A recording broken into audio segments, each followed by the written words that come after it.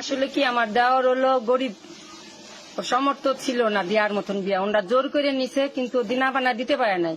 যেহেতু যেদিন কেটে গেছে তারপর দিন থেকেই যন্ত্রণা দিচ্ছে, খাইতে দেয় না, শাশুড়ি মারধর করে। কিন্তু ছেলে পছন্দ করে নিছে, ছেলে কিন্তু তার ইচ্ছা রাখার জন্য, মার রাখার জন্য ইচ্ছা না। মা মনে করে যে ওরে খেদাই দেওয়ার জন্য, কিন্তু তার ছেলে তো খেদাবে না, কিন্তু মারও সে ছাড়বে না। ছেলে মারও ভালোবাসে, মা তো, কিন্তু তার বউরও ছাড়বে না। তো মা তো বউরে খাইতে দিবে না, মারধর করবে। কয়দিন সহ্য করবে? আজকে 2 বছরের বেশি বিয়ে হয়েছে, একদিনও কিন্তু তারা আসতে দিবে না, বাপের বাড়ি আসতে দেয় না। ওই যে আগের দিনই গেছিল, ফেসবুকেও দিছিল, কিন্তু অনেকবার ফোন করতে করতে ভাইরা বাপে মায়ে ফোন করতে করতে ওনার কিরা কাটি দিতে দিতে মানে তারটাই করলো জামাই, যে জামাই সহ্য করতে পারলো না। দেখলো আমার মারও সামাল দিতে পারতেছে না, আমার বউর এরকম যন্ত্রণা দিতেছে, বউ সহ্য করতে পারতেছে না। আমি কি করব? নিজে যায় নিজে আর কি আত্মহত্যা করলো।